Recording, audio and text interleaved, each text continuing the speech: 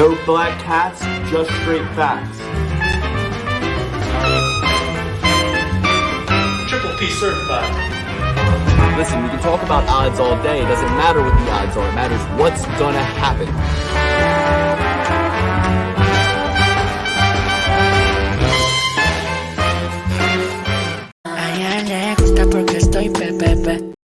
Happy New Year! Welcome back. I missed you. Dan missed you. Alex missed you.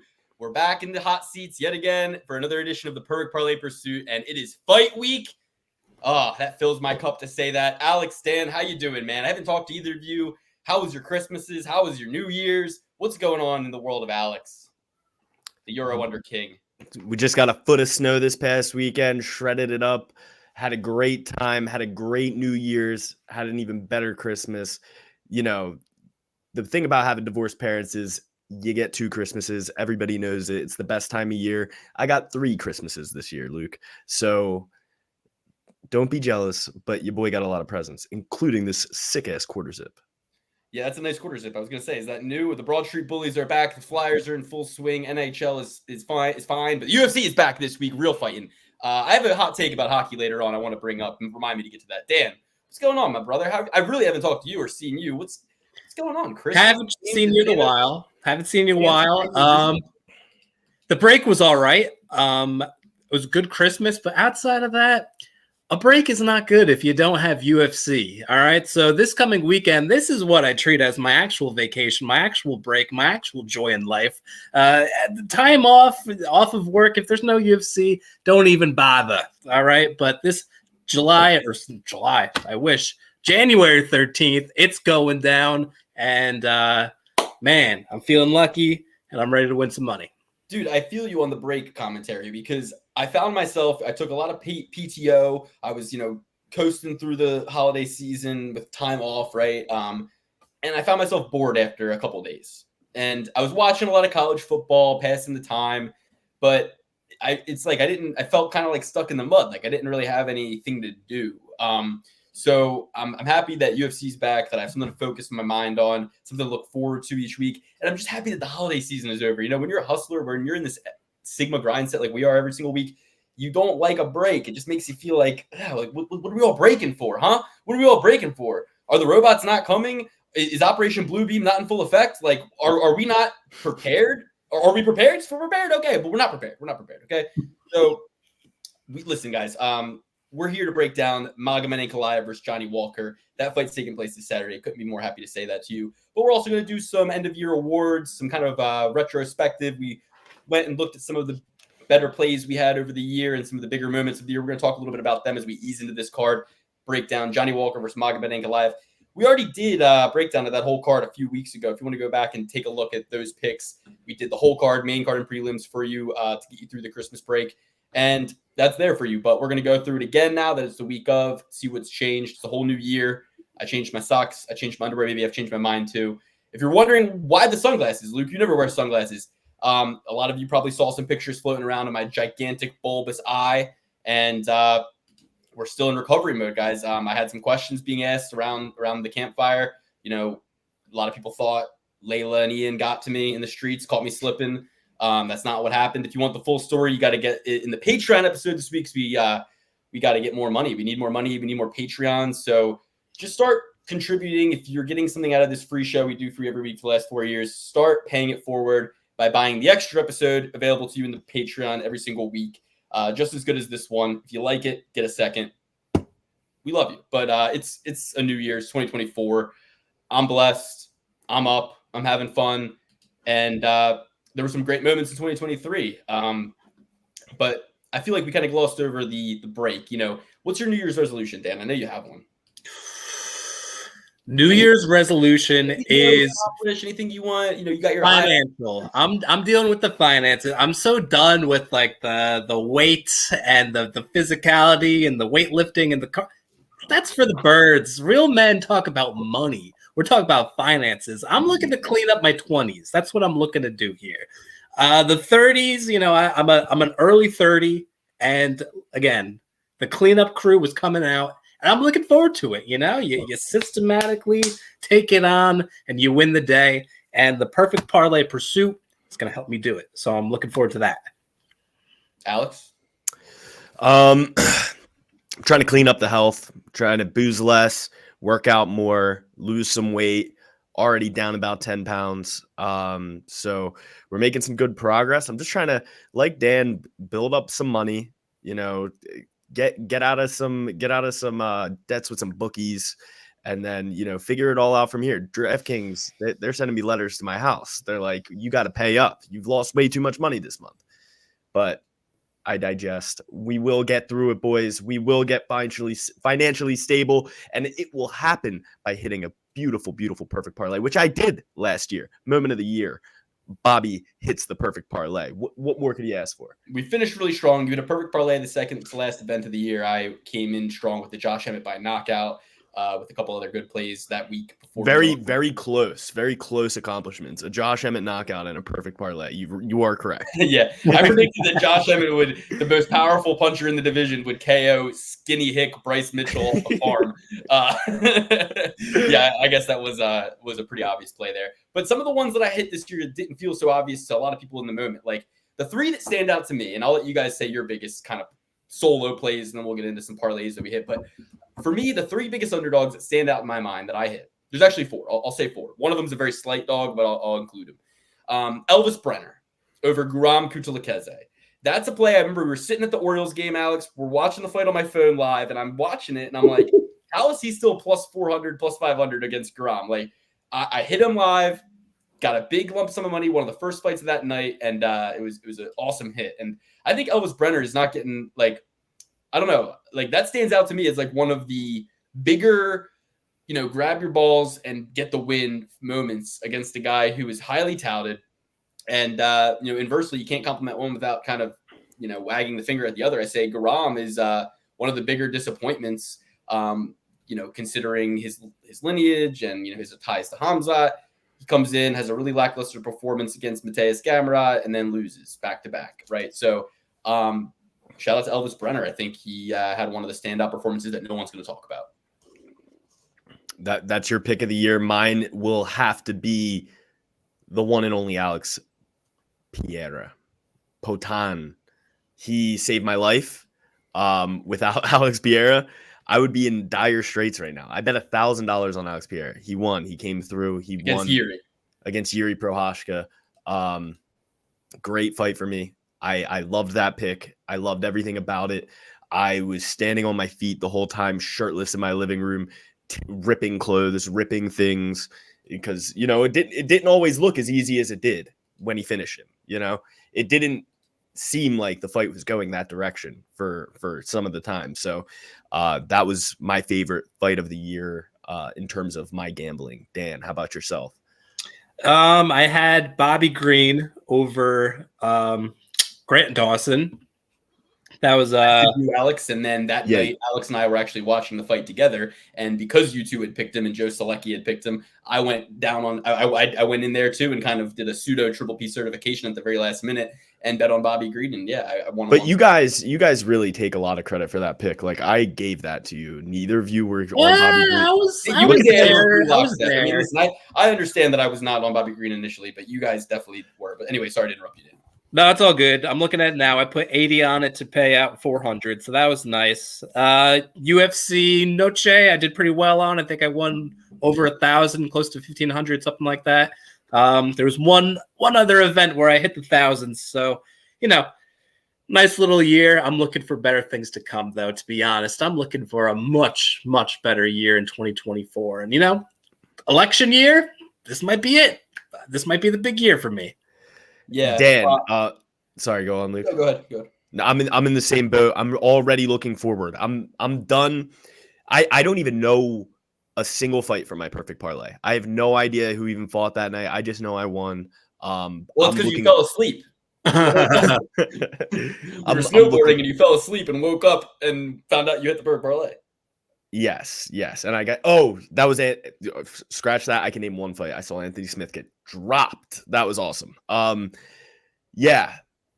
So that perfect parlay was amazing, but we're only looking ahead. We're not worried about old picks. We're worried about the new picks and the new picks coming up in And fact. listen, draft. I remember one of the really massive 11 leg UFC parlays I hit. FanDuel said like a year in retrospective, and it was like plus 27,000 was one of the ones I hit. And I remember it was like 10 for 2,700 or something like that. But the two that I had in mind for biggest dogs that I played, other than Elvis Brenner, the bigger ones, would be Dricus du Plessis over Robert Whittaker, and specifically taking him by knockout. 3-1 dog, taking him by knockout, brought it up like 550 on my wedding night. On your wedding night, and I was able to. Oh, by the way, I found a pair of sunglasses in my car, and they're from your wedding night. I don't know, they're one of your groomsmen, and they're prescription. Yeah, I know exactly whose it is. Okay, perfect. I'll be able to give them to you. JH. Okay, cool. Yeah. So, No inside jokes. He literally asked me about them the day after. So you just been holding on to them. And I didn't know they were prescription. I didn't know they were prescription. But I just tried to put them on for the podcast, and I was like, "Oh fuck, these are prescription. I can't even wear these." So I got to return them to the rightful owner at that. I'm gonna text him now. Ask him what brand they are. I want to make sure they're his. They're 1,000% his. Ask him to read. They have to do that. Ask him what his prescription is. Yeah, ask him to read the first 10 pages of Harry Potter with them on, and then we'll see whose they are. Okay, it's like Cinderella's glass slipper at this point. But I forget what. Oh, so on your wedding night, I'm in the lobby watching it on my laptop. I'm running around the lobby, so excited, so drunk, so happy because I won lots of money and also proved everybody wrong. I was more happy about proving everybody wrong. So many people in the comments that week, "You're an idiot. Robert Whittaker's going to destroy him. You're an idiot. Dricus du Plessis is so unproven. He's a glass gas cannon, whatever." All these people were talking shit. I made sure I responded to every single one of those people after he got knocked out and told them what time it was. Won a lot of money, but was very satisfied because, as you guys know, I hate Robert Whittaker. He's one of my least favorite fighters, and I was so happy to see him go down and so happy to see all his fans cry. The funniest part about it, though, I saw a stat this week. You're going to be blown away by this. Robert Whittaker has never beaten a UFC champion. Makes sense. He's always been an interim guy. Yeah, he stinks. So Robert Whittaker is like the best UFC fighter. If there was like if he had to teach a class about how to be a UFC fighter in a college, or not in a college, like a gym teacher, like a high school gym teacher. I feel like he could do all the moves and show everybody all the moves. And everyone's always like, Robert Whittaker, his technique is mwah. And all these fights he's had, like with Jared Cannonier, where he wrestle fucks guys, even though he's not a wrestler. It's like, he's so well-rounded. He's so this, he's so that. He's a karate guy, but he's good at, it's like, yeah, but guess what? He's never beaten a UFC champion, and he's not as good as everybody thinks he is. So, and he's not as nice as you think he is either. I think he's secretly pretty mean. Inside scoop. Yeah, and so he's gonna fight against Paulo Costa, and I'm going ham on Paulo. Paulo Costa is going to destroy Robert Whittaker. I can't wait to do it again to everybody.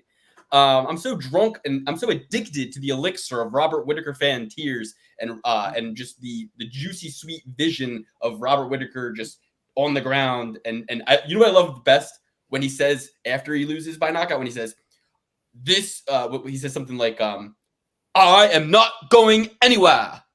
He goes, "But I am not going anywhere." He always says that. It's like, okay, good. I don't want you to go anywhere. I want you to stay and keep losing. The other one, same division, common opponents. We have Sean Strickland versus Izzy, man. I mean, Dan and I and Alex, we came on here. We told you it was Sean Strickland's time, and he upset Izzy 500 dog, plus 500 dog, 5-1 dog.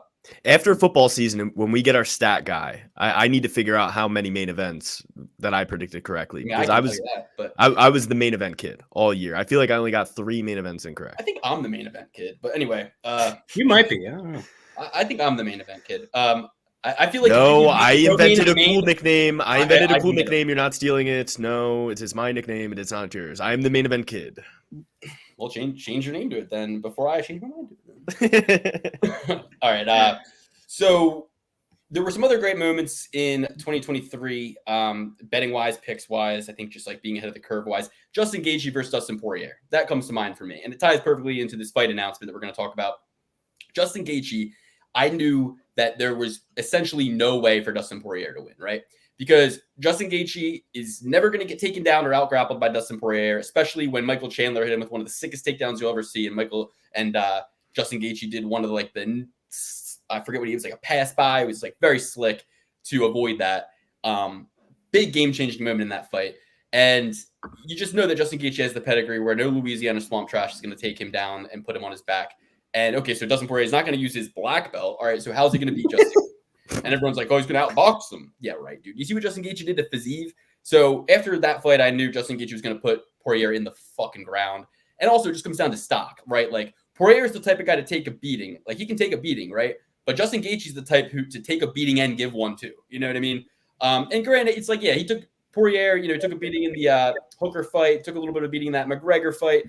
He is a dog. He finds his way back, but not like Gaethje. Two dogs cut from two different breeds of dogs, Poirier's like he's like the scrappy dog that still is house trained, whereas Gaethje's more like a junkyard dog, like the kind of dog that the owner is like from Alabama and just doesn't even know where the dog is half the day, whereas Poirier is like the dog who like plays with the neighborhood kids and gets rough a little bit. It's like, oh, that's a, it's a respectful dog for its class, but not for the junkyard class. You know what I mean? And Gaethje ain't no pit bull. You know what I mean? So it's like, there's a level beyond that. So I'm just trying to say there's levels to the dogness. Poirier was a lesser dog, but Gaethje was the dog in the fight, right? And that was Vegas trapping everybody. That was Vegas trapping everybody, saying Poirier's more well-liked, more popular because he fought McGregor, so we'll set him as the favorite. We'll draw people in, and then we'll end up winning when Gaethje wins. So that's what they're doing with McGregor and Chandler, too, by the way, right now. That's exactly what they're doing. They set McGregor as the favorite so they can draw people, and they expect Chandler to win. So Poirier losing to Gaethje, Whitaker losing to Duplessis, those were two of my biggest moments. I mean, those are two of my worst enemies. And then to see my third worst enemy, Wonder Boy, the trifecta, the man who completed it, get his skinny little South Carolina chicken neck popped off by Shavkat. That was just beautiful, And it makes you wonder, how the hell has nobody ever submitted Wonder Boy? I mean, I've seen YouTube videos of him wrestling with college wrestlers or like guys who don't even do MMA, and they're just like clowning him on the ground. And he's like putting that out for the world to see. So you're telling me that these guys like Burns, these guys like Bilal Muhammad, like all these guys, you guys couldn't submit Wonder Boy? Like, and Shavkat just did it like that? I mean, to me, that game plan has been there the whole damn time. Everybody just, I think, makes the whole Wonder Boy puzzle a little bit too difficult to solve. Would have loved to see Shavkat headbutt him, knee him, elbow him, crush him, like I think Michelle Pereira would have done. But we live to fight another day. Let's just hope they give Wonder Boy somebody really hard next, somebody who's just an absolute unknown killer. I would love for Wonder Boy to fight the Pirate. The Pirate? Who's the Pirate? I know they're not in the same weight class. But the one-eyed freak. Oh, whoa. Yeah, he's a weight class higher, but I think he would cut down to 170 for it. Yeah. Okay. If the money's right. Hey, and listen, Ian Gary also went down in the public eye. So, Luke, all of your enemies are just crashing before us. It's a wonderful and Ian keeps You had a great 2023. He keeps tripping on that Irish dick of his. He keeps stepping on it and falling face first into more shit because he is going to war with Sean Strickland now. And it's like, you really got to know where to point your cannons in this sport, right? Because people have the ability to grow their personalities and their armies of fans to a level that is just going to avalanche you. And Ian Gary has not done that to his fan base yet. In fact, he's kind of galvanized himself against his own fan base in a lot of ways and made them kind of retreat and have nothing to really defend. He goes into darkness and says nothing until he says something incredibly dumb. I mean, did you see him post the picture of him curled up in the fetal position? Dude, oh my gosh, that was the cutest thing in the world. My girlfriend looked at that and was like, that is the softest thing in the world. Like, you'd had your girlfriend taking pictures of you curled up in a ball and you're going to complain to us about how sick you are. And I'm like, babe, no, he was like really sick. Can't you tell? Like, Ian Gary's the man. He would not. So, let's count Ian Gary's missteps real quick. I'll set like that I can remember off the top of my head. Okay. First, you had him going after Jeff Neal with the drunk driving thing. Then you had the Neil Magny child abuse allegation thing. Then you had the double down on the Neil Magny thing, right? Then you had the WAG thing, followed by the threatens of lawsuits, followed by the double down on the threatens of lawsuits, followed by, you know what I mean? Like, everything has been a absolute double down on the previous misstep, right? And what it's leading to is this place where he's backed himself into a corner and there's really no way out. See, he may have made all these missteps and lost all the fans, but in doing so, he's won me as a fan because I'm a hardcore fan, and that's what we do. We buy stock low. I like where he's at. Dan, why the fuck are you taking my shtick, bro? Like, this is very entertaining. Why are you taking my shtick? Why are you taking my shtick? This is gimmick infringement. Alex's gimmick is that he's the Ian Gary fan. I genuinely detest the man, and you are supposed to be on my side because he blocked you. I know, but that's why I like him, because he's entertaining, and it's it is entertaining, but it's not entertaining in the way that you like him. It's entertaining to what? No. Like Like listen, I don't like any of them. I don't like any of the UFC fighters. It's whether I like what they're putting out there. Okay, fair enough. Well, in that case, I like him too. I love him, man. Right, it's great. But Ian Gary, I think with the whole new Sean Strickland stuff, right? So let's talk about that a little bit. So you got Sean Strickland. And again, nobody really knows how to handle this one either, right? I feel like Sugar Sean O'Malley, big misstep saying like what he said. And then you got Dricus du Plessis, not a misstep, but not a misstep. And I'm not even going to say clumsy. It was clumsily handled, but things can be clumsily handled and still be good and entertaining and fun, At the end of the day, it has provided a ton of great content. I mean, Dricus du Plessis saying that stuff to Sean led to Sean coming out and really airing out that issue on his Instagram and social media and talking about it a lot, and then goes on Theo Von's podcast and cries. So then that's where Ian comes in and commits yet another That's where Ian comes in and commits another misstep by in writing too, right? Not like in a video where there's context and you can kind of hear their tone of voice. In writing, he basically tries to outline his case as to Sean can dish it out but not take it. And it's like, hey, like you missed the point. You're missing all of it. You're missing it all. He could have let other people say that, right? He could have let other people say that. Interviewers would have said that to him. They would have said, so Ian, we know that you've had some controversy, some back talk with Sean Strickland, but what do you make of his recent, and then he could have been like, said something that made sense. That's a little bit more in context and like you delivered better, right? But instead he takes to social media, types it all out, and it ends up looking like he's basically saying like making fun of Sean, what happened to Sean as a child is the same as making fun of the decisions I made as a man. He's equating the two in a way that is just blind. Oh, it's amazing. It's awesome. And then Daniel Cormier, right, has a show. I love Daniel Cormier. I hand a guy. I love Mr. Daniel Cormier. I'll say this right now. National treasure. And I don't use that word, bro. I don't use that word. I save that word for a few people. Two come to mind. Shaquille O'Neal, Snoop Dogg, Daniel Cormier. I'm throwing a Daniel Cormier. Snoop Dogg's a murderer, Luke. Murder was the case that they gave him. He's innocent. I didn't do this stuff. This is not me. I'm fighting for my life. Love you, Snoop. Loop-a-loop. All right. Correct. Yeah. Say that. So who's your fighter of the year?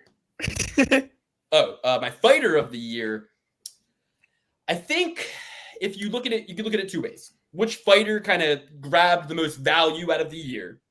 And then you could look at it as which fighter kind of like hit the scene in a way that is those are two different like awards. which seed was planted or who took the prize, right? Like who arrived in 2023 and is now here, or who made the most of 2023. That's newcomer of the year, Luke. That's newcomer of the year.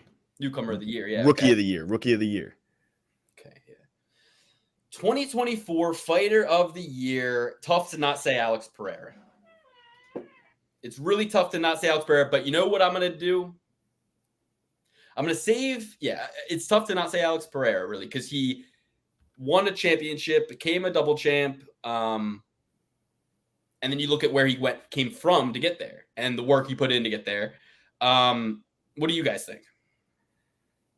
I think you can argue a case for Sean Strickland based on what you were saying before. Not rookie of the year, but nobody was talking about Sean Strickland in a serious main event of a pay-per-view sense. In 2022?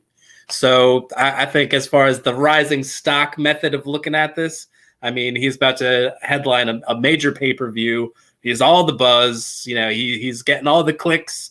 and a champion. I mean, let's not even forget he's a damn champion. So 100%. And stepping in on short notice, the work he had to do to get there, even Daniel Cormier, as I was about to get to before.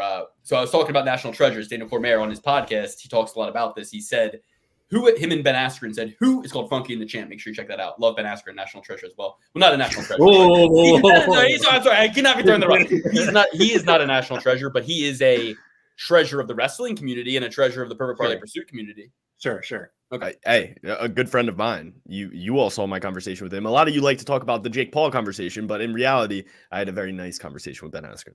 Yeah, guys. I mean, a lot of people that is true because people remember our interview with Jake Paul. I honestly don't even know who those people are.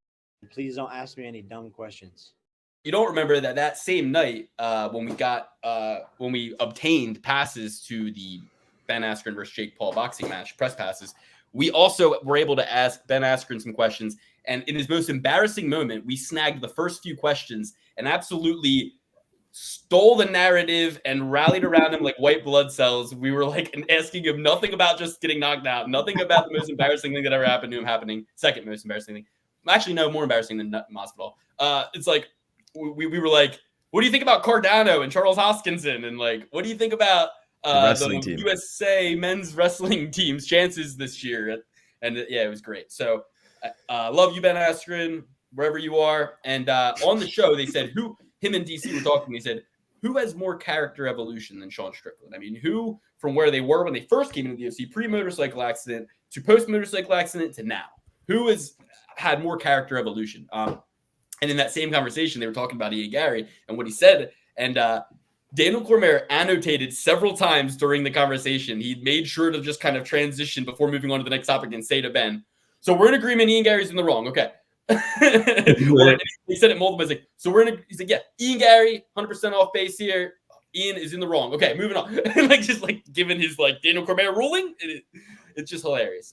That's bullshit. Everybody piling on Ian Gary. It's real. It's real. He was dissecting the take. He was just saying it's below brow for me. It's just like, come on, give the guy a break. All right, he's a fighter. He's not a relationship guru. Okay, he's a fighter. He's an idiot fighter. Okay, and if anything, he's the victim.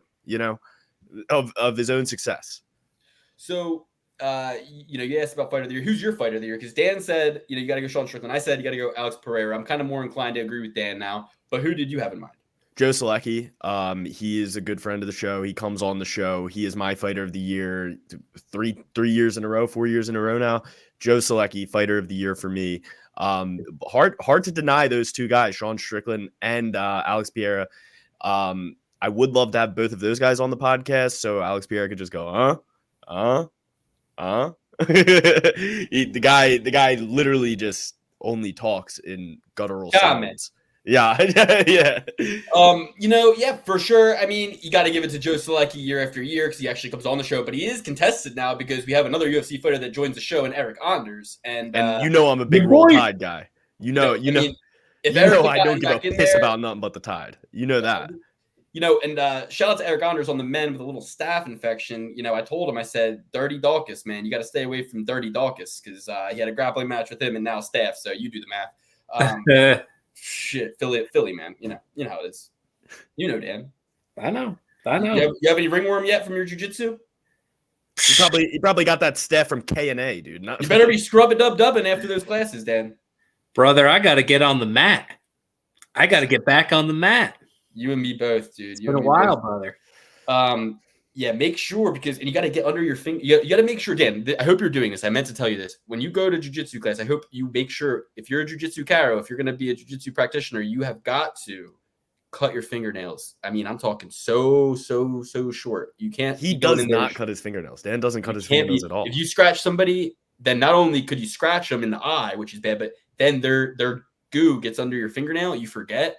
And then you scratch yourself later, or your girl, you're scratching her back, giving her a massage or something. And then you give her staph. Well, here's the thing, Luke. I, as a training partner, like to simulate real world scenarios. Okay. I'm not one of these teammates, coaches, guru, whatever you want to call me, that's going to prepare my student, for failure. And if I don't show them what's actually coming their way, they will be set up for failure. You're And either that's actually a really great point. or to fail. And we're not doing these jiu-jitsu classes because they're good for our cardiovascular endurance, okay? We're preparing for a fight. We're preparing for a life and death situation. That's what's going down. So, no, I'm not going to train. I'm not going to trim down my fingernails. I'm going to try to gouge their eyes out. Dan, and for that, I'm going to give you your second degree of your black belt. You are now a second degree black belt under my tutelage, of course. It's the all resident up to you, man. coral, the resident coral belt of the show. I give you your second degree. There you go. Well, that's all. And, Dan, congratulations on that promotion. But moreover, I think you're in Philly. You're doing the right thing. You're simulating those guys on Kensington Ave. I think you should take a hot shot next time you walk into that class. Go in there with the fingernails extra long and don't shower for several months to really just give them a taste of what they're going to experience in the streets. You can be nodding off. You can be nodding off on the mats because that's what's going to happen if they end up fighting one of these zombos on the crocodile or whatever. What are they on now? It's not fentanyl. It's what's that stuff they take in Philly? What's it? You know what I'm talking about. I thought when you said fentanyl and crocodilia or whatever, that got me. That new thing they're taking in. There's guys in the comments. Tell us what drugs they're taking on Kensington Ave because I know it's trank. Like tranquilizer. They're on that trank. I don't know. It's a mix of some stuff. All right. Well, indica or sativa? Lukey froze up. Lukey freeze up. Back? You're good. You're good. Bro, I'm back. I'm sorry. That was just the NSA because we were talking about rank. All right. Well, you guys brought it up. Who's your rookie of the year? We went through the I would like for me. Can I just give out a smattering of 5 that come to mind in no particular order? Yeah, for sure. Manel Kape, Bo Nickel, Muhammad Ankalaev. Okay, that's 3. I don't think Manel Kape is a rookie. Been fighting previous to 2023. Star was. What do we give it? Breakout Star of the Year? Coolest guy of all time award? I mean, you got to give Manel Kape something. No, his star definitely did rise with one faithful post-fight interview. Him and what was the other guy's name? Chuck Buffalo, Charlie Radke. Maybe he fights again soon too. Chuck Buffalo. He does. Oh my gosh, what a crazy night! That happened twice in one night. That is my moment of the year. Those two. And actually, I think this just brings about what we should talk about, which is the principle of manifestation and also novelty. The novelty principle, which is to say that like when a doorway to novelty is opened, it like remains open. And I think that like when a novel first time kind of thing happens, we do see it happen again at that same night, right? And I've been thinking about this for a while, right? The UFC takes place on Saturday, Saturn, black cube of Saturn, okay? Interesting, noted. Saturn is, what planet is Saturn? What planet is Saturn? Yeah, like from the sun. Oh, I have no idea. Oh, I don't know. Oh, 6th. You sure? No. We should be the researchers because it is the 6th. Okay. So, but what I was going to say is like, because you have the octagon has 8 sides. So that's kind of like a druid circle, if you will. And then you have the crowd around fixating energy on this druid circle, this Stonehenge, if you will. And then you have like, it takes place on this set day, the Sabbath day, you could say, right? And then we all gather around and then blood is sacrificed, right? So like we're opening portals like in Buffy the Vampire Slayer every week. And when, Joe Solecki gets slammed, the next guy gets slammed. Manel Kape has something to say after Chuck Buffalo has something to say. Chris Weidman breaks Anderson Silva's leg. Anderson Silva has his last fight with Uriah Hall. Uriah Hall breaks Chris Weidman's leg. You know what I mean? Like there's all of this energy. And if you can't see it, you need to get your eyes checked. Or your third eye checked. Maybe that's what really needs to be checked. There's only one way to do that. Luke, you're all over the place. You went from Jersey Jerry to like fucking Duncan Trussell in a matter of seconds. Yeah, Luke. Oh, that's your takeaway? That's your takeaway? From all that I just said, that's your takeaway? Yeah, pretty much. I agree with all of the breakout fighters of the year that you mentioned. I gotta add what's that guy's name? BSD. Elvis Brenner as well. Who? Elvis Brenner. Elvis Brenner, Benoit Saint-Denis. Love it. Love both of those. And Dan, how about yourself? Who are your breakout fighters of the year? But I would vote Manel Kape out of all of them. I don't know. I got nothing really. I think you guys have covered it. Perfect. Well, how about, I mean, you could say one of the, Aaron Blanchfield. Aaron Blanchfield. Is she? What She's are we starting Aaron rookies? Blanchfield, female fighter of the year. Aaron Blanchfield, Triple P, female fighter of the year. Yeah, lock it in. Triple P certified. And I also want to give a special shout out to Danielle Kelly. She's the female jiu-jitsu practitioner of the year. Okay. Danielle Kelly from Vineland, New Jersey. I love you. Aaron Blanchfield from Princeton, New Jersey. I love you too. You're the two cutest Jersey girls I ever did see, and you can be on the show anytime. You can take over for these two. It will be me and you two forever. You can be the new Perfect Parlay Pursuit girls, and we just want to love you. We just let us in. Knock knock. I'll show you my eye. I'll show you guys my eye. That's your third eye. It's under your eyelid. That's your third eye. I have a third eye now. I have a fourth eye now. So I think that there's some knockout of the year is Josh Emmett. He stole it at the last minute. I don't give a fuck what anybody says. It's Josh Emmett. That was the knockout of the year. That was the knockout of 2 years, last 3 years. I mean, if you knock somebody out so hard they go into a fucking seizure, you get knockout of the year. Yeah, as much as I'd like to be a little biased and take Potan's knockout of Yuri, I would definitely roll with that Bryce Mitchell knockout, dude. That was brutal. Very, very, very brutal. And it wasn't the most flashy knockout, but just the damage that it did to him. I would go with that as well. Yeah, I mean, I'll Triple P certify that. I mean, it's one of those funny things where it's like, yeah, the only way that I see Josh Emmett winning is by an overhand right that knocks him out. Oh, well, there you go. and then some. So, yeah, that's definitely the cleanest knockout of the year.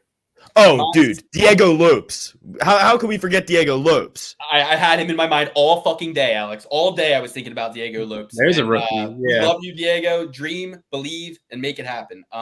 We love you. And, yeah, right there with Elvis Brenner, right there with Manel Kape, right there with everybody we mentioned. How about Joshua get in the van?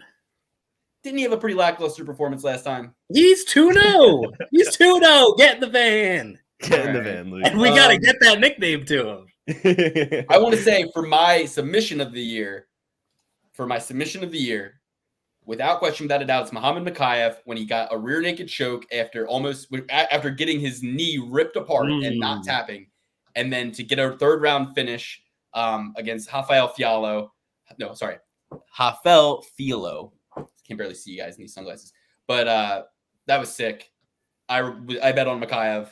I bet on Kape by submission in some of the cases, and to see him work that hard and want it that bad and get it, exactly what I want to see every time. So he never quit on himself, and he didn't quit on himself. And that's the thing about Ankalaev. He has multiple third round submissions from behind, and if you finish the fight, I don't give a fuck how the fight goes. You know what I mean? If that's your some guys, that's what they're after, and they find a way to get it. I would go with Damon Blackshear. That twister was pretty nasty. You don't see him too often in high-level mixed martial arts. So my favorite jiu-jitsu move, personally, I'd love to see it in the sport, in action. It should be utilized a little more, I believe. Yes. How about Ariane Lipski with the knee bar thing or with Dreadhead? Well, that was like 3 years ago, Dan. No, that was this year. Ariane Lipinski, I want to say violence. Yeah, he had a good submission this year, which was when she broke Casey O'Neill's arm. But that Ariane Lipinski knee bar was 3 years ago, Dan. 100%. Well, time flies. You know what people aren't talking about? Amir Albazi versus Kai Kara France. Everybody was like, Kai Kara France was robbed. Oh, I profited off that. That was great. So did I. No robbery whatsoever. Yeah. We all Triple B certified Amir Albazi in that fight. And that was a pick'em, right? Main event pick'em. We all Triple B certified Amir Albazi. And, Kai Kara France, bitch of the year for sure. I mean, him and Stipe Miocic to me are guilty of one of the top crimes, which is to pull out of a fight, to not accept the fight, but then to show up to the event and get tickets. And, I'm so sick of Stipe Miocic, man. He is so just if you want to be an everyman, then be a man of the people. Don't disappear. and be nowhere and say nothing and do nothing and just sit around and rest on your laurels. And when everyone is saying something, you say nothing and just go, I'm just going to let Daddy Dana just give me my walkthrough title shot against John Jones for fuck's sake. I think Tom Aspinall had a fantastic point when he said, you know who else has a really great resume? Tony Ferguson. And Tony Ferguson should not be given a title shot at this point. You know, it's like he said, you know what's funny is the last time Stipe won a fight was when it was like this huge list of like all these people who weren't even in the UFC, and I just think it's bullshit that Stipe thinks he can just sit there and go show up to every interview. Go ahead, ask me the question. Like he's just like ready to be asked the questions, and it's like, why don't like, oh okay, here's the question: why didn't you fight Sergey Pavlovich or Tom Aspinall when the fight was offered to you? And why do you not fight them now? And why did you show up to watch them fight but not fight? And do you think that makes you look cool or not? I'd love to see you at a press. Speak about getting press passes. We need to get I would one. just look at the guys like, what do you mean? What do you want me to ask?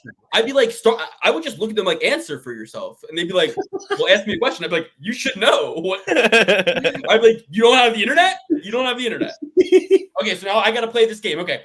Some people are saying that your wife is a wag. What do you, any comment? Like, how about this? You know that I know what's going on out there. So start addressing it all.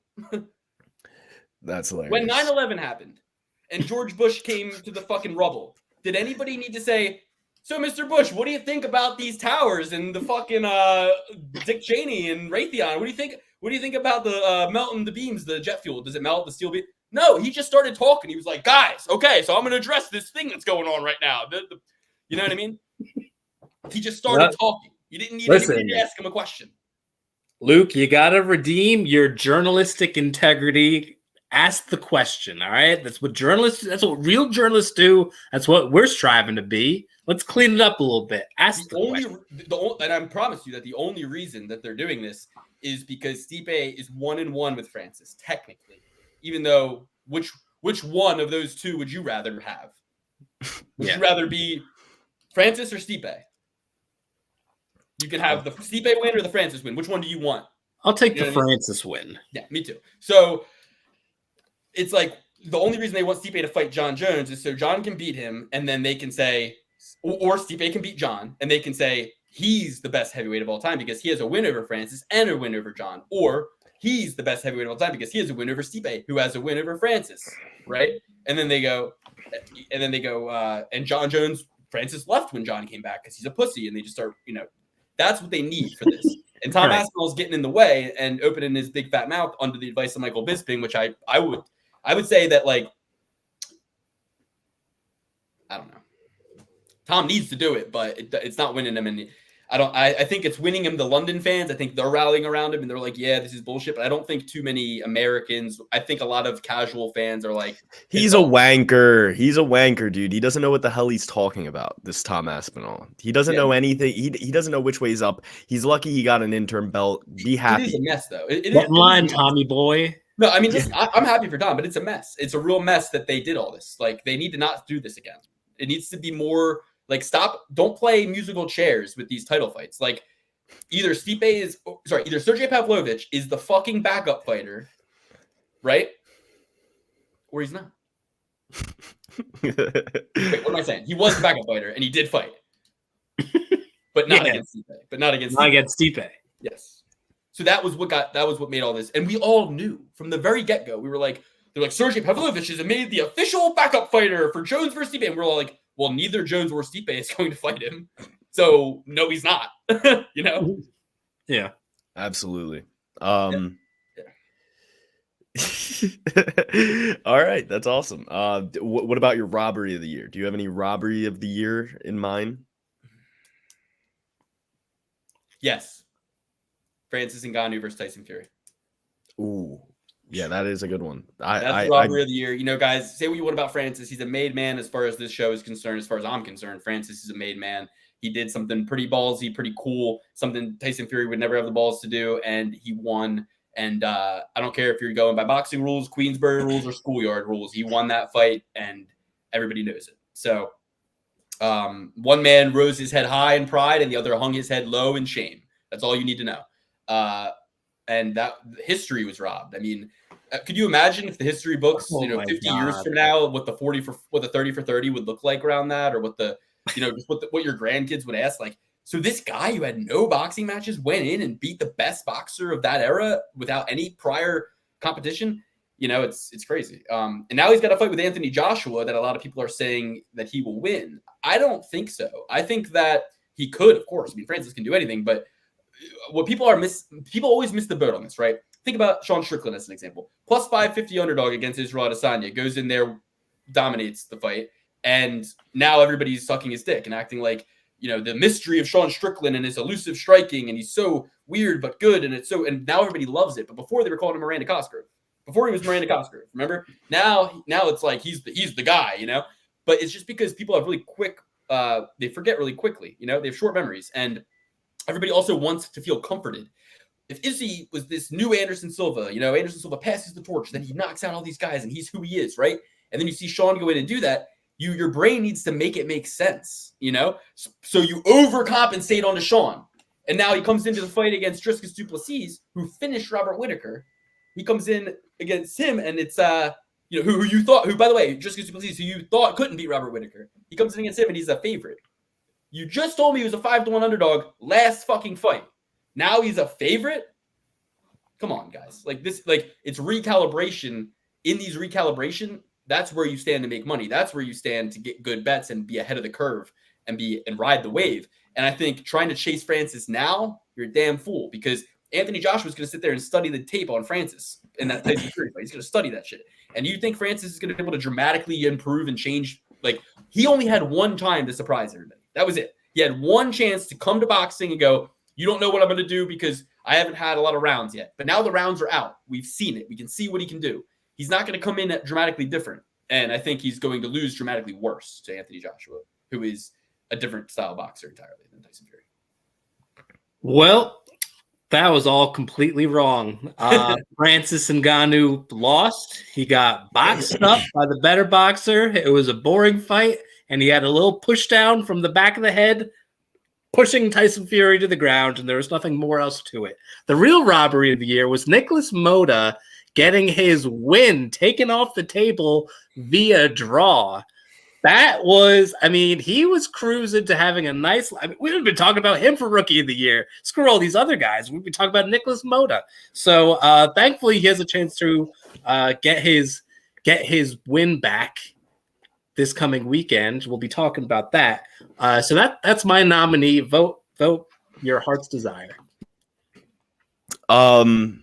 I was initially going to say Volk versus Islam Makhachev, and not the first fight. The robbery that was Volk coming in on short notice and robbing us all of our dignity, and never robbing us of ever being able to see that fight again because he lost in such dominant fashion. So that was robbed from me, but I kind of leaned toward the Francis Ngannou one. That's really. I thought he won that fight. I would even go as far as to say maybe even Nate Diaz versus Jake Paul. If you really watch that fight, Nate Diaz won. He was clowning around a lot. He got him in a guillotine. If that was the streets, Jake Paul's dead. Okay, so he got dropped. I love Nate, but he got fucking dropped, dude. Same rules as the Fury. Same rules. Your butt hits the ground involuntarily. You're the loser. Doesn't matter what else you do. All right, unless unless the only reason they didn't fall is because you know what I mean. It has to be really dramatic on the other side. It has to be okay, well, yeah, you didn't knock him down, but you absolutely bludgeoned him in every single round and outlanded him by a factor of 10 in every single round after that. It has to be like that. It's not, Or Sean Brady versus Bilal Muhammad. That's another one that comes to mind. Sean Brady's butt never hit the ground, which is, my biggest grievance with that fight. You fly Sean Brady all the way out there to not even let his butt hit the ground, and then he comes out and has such a dominating performance in his last bout. That's another one, but I'll go with the Francis Ngannou pick. I think I'm taking my coffee break now. After that, I can't stand this. I'm out. The two instances that you mentioned, you mentioned Volk versus Makhachev too, and I mentioned Bryce versus Emmett, and I think that's two instances of UFC medical malpractice. I mean, that is them really not doing right by their athletes. to put Volk in there like that, that's just crazy. I mean, and we were crazy for thinking that he could win. We were crazy. We were just love struck. We just wanted it, and that was stupid. That's my goal in 2024 is to be colder, be like I used to be. Kill your darlings. Don't just kill your darlings that are old. Kill your darlings that you like now, that are relevant now. Yeah. So to put Bryce Mitchell in there on that short notice, Bryce Mitchell never taken a steroid in his life. Josh Emmett built like fucking a rock golem, like a Geodude. All right. Well, the last category I have in my books right here is fight of the year, Luke. I think people are not going to mention this one, so I just want to mention it just for that reason. It's not necessarily my fight of the year, but I remember watching it and thinking like, this is fight of the year. And that's Pantoja versus Moreno. Same night as Duplessis versus Whitaker. Same night as my wedding. Same night as your wedding. I was watching it with a high school basketball team, a group of youths, and the youths and I were watching it, and I was, explaining everything to them, and peeping them on game and stuff, and we were watching it, and I said to the boys, I remember saying, this is one of the best fights I've ever seen, and so I mean, I got to kind of say that nonchalantly. Yeah, I was like, guys, this is one of the best fights ever, but. There were others. I think there were others that were kind of forgetting a little bit. Another really brutal knockout that was almost UFC malpractice was Max Holloway versus Korean Zombie. Yeah, Zombie. That was a bad one. Alexa Grasso, female upset of the year. My fight of the year is probably going to be like Jamal Hill versus Glover. I know what my robbery of the year is now. What is Danny Ige versus Bryce Mitchell. I had a lot on Danny. Oh, yeah, definitely. Danny Ige versus Bryce Mitchell. That was a robbery. But Bryce Mitchell paid in blood, paid in full for that one. So I think Glover Teixeira versus Jamal Hill was a great fight. Mo Usman versus Jake Collier. Mo Usman, triumphant effort. Great job on that one. I love that. My boy, Jake. I think he got cut, didn't he? Bro, no fucking way. Sorry to curse. I don't mean to mess up the algorithm, but geez, really? Another really great robbery was Cody Brundage win over Jacob Malkoon. Oh yeah. And now that was legit. That was legit. Hey Bo, knock his ass out for me, all right? You can win any way you want. I'd prefer a knockout with elbows from mount. To the back of the head. To the back of the head. No. Because we'll cry foul. No, we need Bo to be spotless finishes, undefeated all the way to the title. That's my plan for Bo. I think how about this? This is a sad one, but I'll say it. Squandered opportunity of the year, Sadiq Yusuf versus Edson Barbosa. I was on Edson Barbosa. That was the fight of the year, actually, for me. That's the fight of the year. That fight was fucking amazing. Back and forth the whole time. Very fun to watch. Didn't know how it was going to be scored really going into it until that last round. Once that last round happened, I was like, all right, I think Edson Barbosa has won this fight. But I have a nominee for squandered fight of the year. This just came to mind. How about Irene Aldana versus Amanda Nunes? I mean, talk about a fight where the next day you go, I really could have done more. I really regret that performance. She looked like the cartel came to her house before and said, lose by decision or we're going to cut your head off. That's how she looked. Hey. I'm just saying that's how it looked. Combat sports. Could happen. Guadalajara.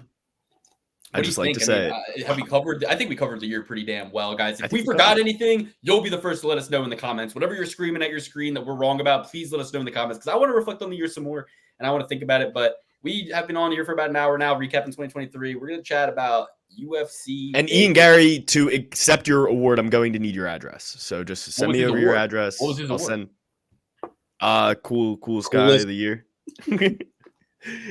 Cool guy who doesn't give a shit if his wife fucks other guys. Cool guy of the year. I'm going to get the book and I'm going to read all 11 pages. It was a joke. It was just, I'm going to get it regardless. And I'm going to read. It was satire. Yeah, no, it's cool. Okay, so I guess we got to get to this card. It's hold on, guys. Fill the air for me real quick. What was I going to just look up? I don't know what you were gonna look The up. card for the weekend? I don't know. Oh yeah, what it was. Apology? Yeah, no, I got it. Magomed Ankalaev versus Johnny Yeah, Walker. but what Vegas is it? AKA UFC Vegas. What are we on? Oh, trying to look that up. 80. UFC Vegas 80. Let's see. UFC Vegas 80. We got a cheeky little 12 fight offering. It's a classic perfect parlay sized offering. We're going to break down the main card here on YouTube, and then we're going to move over to the Patreon to break down the prelims. If you guys want an extra episode of the show and to hear our full card breakdown, including the prelims, you got to go to either the Patreon to get the extra episode this week, or like I said, you can go watch last week's episode where we broke down the whole card top to bottom. But things may have changed. Don't hold me to those thoughts and opinions. I don't remember what I said. It is not 80. It is not 83. It is 84. UFC Vegas 84. Okay. We are rocking with UFC Vegas 84. Magomed Ankalaev versus Johnny Walker 2. A lot of thoughts on this one. Let you take it away. I think he said he's going to let us take it away. Oh, yeah. Okay, go ahead. I guess he's. Dude, I thought Dan was just ignoring me or like didn't hear me or something. No, I didn't hear you at all. Sorry, I haven't been on Ethernet this whole fucking time. I don't know why. It's been so long since you've done the show. I forgot to connect. So I'll take it from the top here. Yeah. Hold on. Let me start that again. Let me give a clean take on that. Welcome to the Perfect Play Pursuit. Here we are to break down UFC Vegas 84 yet again. Johnny Walker versus Magomed Ankalaev 2. And we're going to give you the main card breakdown right here. Go to the Patreon to get the prelims, or check out the video from 3 months ago where we did the whole card top to bottom. Dan, Alex, let's get started. Dan, why don't we take it away with you first? Yeah, I'm going to stick with the tried and true favorite here. This is definitely a very strange fight, the redo fight. Ankalaev and Walker, both in their own individual careers, have had weird fights. So let's do it again. Why not? But I'm going to take Magomed Ankalaev here. I think I just see a much more clear path to victory vis-a-vis the wrestling. I'm trying to think of any time that Ankalaev's been knocked out. He has not. Only been submitted one time. Walker's certainly not going to submit him. He's no Paul Craig. So I think he matches him on the feet, if not a little bit better, and he's certainly going to be dominant on the ground. So short of a flying knee or some sort of crazy fluke knockout, I'm going to have to go with Ankalaev. And, at minus 450, he'll be a beautiful little anchor possible hedge piece at the top of the ticket here. Yeah, you kind of have to think that fight was trending Magomed Ankalaev's direction. Although we didn't really see too much. He seemed like he was dead set on getting that fight to the ground, and it seemed like he was going to get it. This is a 5-rounder. I think their first one was only 3. That could weigh in Magomed's favor even more.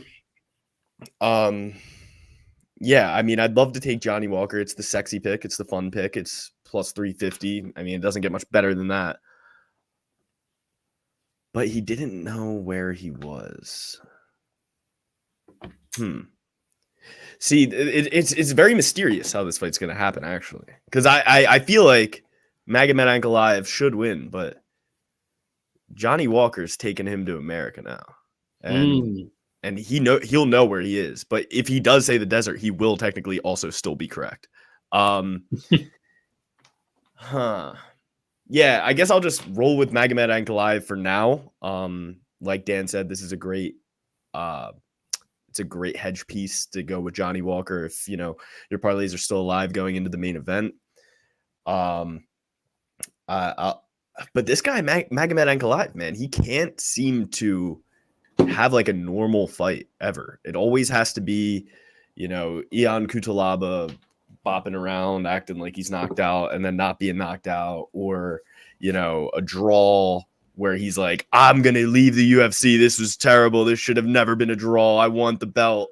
No. And then the last one with the knee to the head to a grounded opponent. It's hard to make heads or tails of Magomed Ankalaev. He gets in his own way a lot. That submission against Paul Craig is telling. 1 second left. You couldn't wait one more second in that submission when you were clearly dominating a fight. you got to wonder what's going on in this guy's head. What's going on in that massive, massive head of his between the ears? I don't know. I don't know what's going on between the ears. It's tough when you think that like Johnny Walker is probably the more rational mind in the cage, and that's hard to do, is be less rational than Johnny Walker. You say you're going to leave the UFC. You try to attack Johnny Walker after the fight. You and Johnny Walker are being held back from each other after the fight has already been announced done. I'm going to go with Johnny Walker. I think I'm going to switch and go to Johnny Walker because I think Magomed Ankalaev is all mayonnaise north of the eyebrows. Is that what it is, Luke? All oatmeal north of the eyebrows. Mayonnaise works too. Wrestling, when it comes to them getting in the wrestling ring, there's nothing up there. They're all oatmeal north of the eyebrows. They're all, we Tina for brains. You know what I mean? Yep. I think that you said everything I wanted to say, and I love it. I love when I hear my thoughts coming out of other people's mouths before I even get a chance to say them, because it tells me it's working. My tutelage is working. My words are being heard. It's seeping in. I'm learning these boys good. They're going to be as good as me in no time. So Luke didn't even know how to place a bet before he met me. Like, let's just get that straight. Luke didn't know what a spread was. He didn't know any of this stuff. He didn't know what an over under meant. One of the easiest concepts. He didn't know what the plus meant next to the teams. He had no idea what any of this meant until he came under my tutelage. In fact, after Tiger Woods won the Masters, my first win, the win that got me addicted to gambling. Nice. Yeah, well, it's fine. So here's what I want to say. Everything Alex says is absolutely right. These guys both find ways to get in their own way. You look at Johnny Walker when he did the worm and hurt his shoulder. That's getting in his own way. A celebration dance turned into an injury that needed rehabilitation. Look at Johnny Walker when they serve him Thiago Santos, old no-knee Thiago Santos. Literally like one of those robots from a movie. Like, that's how he moves in the cage. Like, please punch me, please beat me in a fight. I am here to be beaten. And it's like, no offense, I love Thiago Santos, but like, his body is not what it used to be, and he doesn't move fast, and he doesn't react well, and his reflexes are slow, and his bones and joints are brittle. And so I'm just saying that, like, they served Johnny Walker, Thiago Santos on a silver platter, and he fucking phones it in. Neither one of them throw any strikes. He did a staring contest for 5 rounds. Nick Diaz threw more strikes in 1.5 rounds against Robbie Lawler with a fucking back fused altogether and a million other problems and people trying to kill him and take his money and make him join the Illuminati and a million other things. Mark my words. They're going to try to do to Nick Diaz what they're doing to Bam Margera. I don't know how they're going to do it. They're going to, okay? Whatever's happening to Bam Margera, 10 years from now, it's going to be Nick Diaz. And Nate Diaz is going to have a podcast on Kill Tony Network or some shit. Guaranteed. It's going to be Steve-O. It's going to be Nate is Steve-O. Nick is Bam. Watch. And if it does happen, we got a fucking Nick Diaz army. Do not let this happen. I trust the boys of the Nick Diaz army. Do not let this happen. Okay. Represent. Guys, do not let Steve-O at the events, and don't let him talk to fucking Nate Diaz. Okay. Do not let Steve-O talk to Nate Diaz. And could you imagine a more? Won't. You know why I know Steve-O won't talk to Nate Diaz? Because the same reason he wouldn't do Bill Maher's podcast, the same reason that Steve-O wouldn't go on Bill Maher's podcast, because he wouldn't not smoke weed around him. You think Nate Diaz is gonna be like, oh, Steve-O, you're sober, I'll put my joint out? Hell no, he's gonna be fucking blowing trees, and Steve-O's never gonna get within arm's length of him. That's why Nate's gonna be safe in all this, you know. Could you imagine a more inaudible conversation with the Diaz brother and Steve-O talking? Like, yeah, oh my god! Yeah. But if Jared Leto and Steve-O get their hands on Nick and Nate Diaz, I worry for their souls. I worry for their families. I worry for the Diaz brothers immensely. And there's a lot of creepy characters at these UFC events. That's why I prefer to just watch at home on pay-per-view. Dana White, I'm your biggest pay-per-view evangelist. I've probably given your company $75,000 over the last 10 years. You're welcome. Give the boys a bonus on me. What do you say? So cue in the I don't give a fuck. All right, I'll do it again. Dana, I'm a big evangelist. Dana, I have literally, since I was a teen boy, I have at every party. No. Take it from the top again. This one was worse. This one was worse. Mr. White, since I was a youth, I have been a UFC evangelist, always encouraging anti-piracy. I've always purchased the event at other people's houses, at my own house. I've purchased the event at my house, and then I've gone to another person's house and bought it again. I've bought them and TiVo'd them. I always buy them. Like, I just am addicted to buying the UFC pay-per-views. And I just want to say, I've probably given you like $100,000. So if you, over the course of my life, just buying them accidentally and buying them so much and telling other people to buy them, I have like 3 Disney Plus and Fight Pass accounts, and I have like 2 ESPN Plus accounts. So I just want to let you know I'm your guy, and if you ever, I'm gonna keep being an evangelist, and I probably have given you like $100,000. So if I could get like maybe tickets, not to UFC 300, just like UFC Vegas 84. I don't give a fuck. It wasn't worth it. It wasn't worth it. That was a lot for nothing. All right. But there are, I hope you guys noticed, there's new drops now. We're not going to just be using the same old drops. Like, for example, did you guys know there's a song called PPP? Did you guys know this? Play it. You know what that means in English? Do you know what that means in English? No. She likes it because I'm PPP.